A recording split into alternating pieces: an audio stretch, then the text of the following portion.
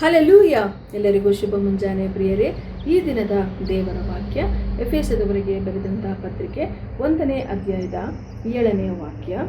ಈತನು ನಮಗೋಸ್ಕರ ತನ್ನ ರಕ್ತವನ್ನು ಸುರಿಸಿದ್ದರಿಂದ ನಮ್ಮ ಅಪರಾಧಗಳು ಪರಿಹಾರವಾಗಿ ನಮಗೆ ಬಿಡುಗಡೆಯಾಯಿತು.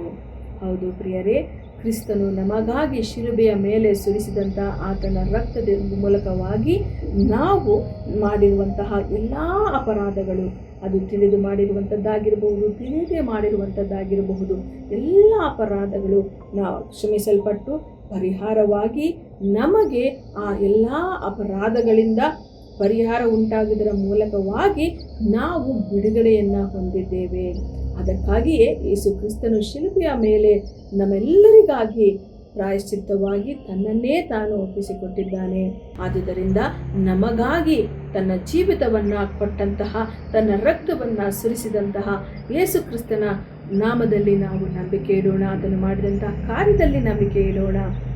ಖಂಡಿತವಾಗಿಯೂ ನಾವು ರಕ್ಷಣೆ ಹೊಂದುವುದು ಮಾತ್ರವೇ ಅಲ್ಲದೆ ನಮ್ಮ ಕುಟುಂಬ ಸಂಪೂರ್ಣವಾಗಿ ರಕ್ಷಣೆ ಹೊಂದುವುದಕ್ಕೆ ಅದರ ಮೂಲಕವಾಗಿ ಸಾಧ್ಯವಾಗುತ್ತದೆ.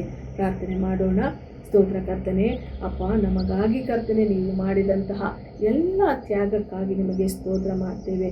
ನೀವು ಹಾದು ಹೋದಂತಹ ಕರ್ತನೆ ಎಲ್ಲ ನೋವುಗಳಿಗಾಗಿ ಸ್ವಾಮಿ ನಿಮಗೆ ಸ್ತೋತ್ರ.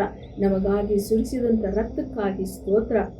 ನಮ್ಮೆಲ್ಲರನ್ನ ಕರ್ತನೆ ನಮ್ಮ ಪಾಪಗಳಿಂದ ನಮ್ಮನ್ನು ಪರಿಹಾರ ಕರ್ತನೆ ಮಾಡಿ ನಮ್ಮನ್ನು ಬಿಡುಗಡೆ ಮಾಡಿದ್ದಕ್ಕಾಗಿ ನಿಮಗೆ ಸ್ತೋತ್ರ ಮಾಡ್ತೇವೆ. ಈ ದಿನದಲ್ಲಿಯೂ ಕೂಡ ಯಾರೆಲ್ಲ ಕರ್ತನೆ ನನ್ನ ಸಹೋದರ ಸಹೋದರಿಯರು ಕರ್ತನೆ ನಿನ್ನ ತ್ಯಾಗದಲ್ಲಿ ಸ್ವಾಮಿ ನಂಬಿಕೆ ಇಟ್ಟವರಾಗಿ, ನಿನ್ನ ರಕ್ತದಲ್ಲಿ ನೀನು ಮಾಡಿರುವಂತಹ ಕಾರ್ಯಗಳಲ್ಲಿ ಸ್ವಾಮಿ ನಂಬಿಕೆ ಇಟ್ಟವರಾಗಿ ನಿನ್ನಲ್ಲಿ ಯೇಸುವೇ ಎಂದು ಪ್ರಾರ್ಥನೆ ಮಾಡುತ್ತಿದ್ದಾರೋ ಅವರೆಲ್ಲರ ಜೀವಿತದಲ್ಲಿ ಬಿಡುಗಡೆಯನ್ನು ಉಂಟು ಮಾಡು ಸಪ್ಪ.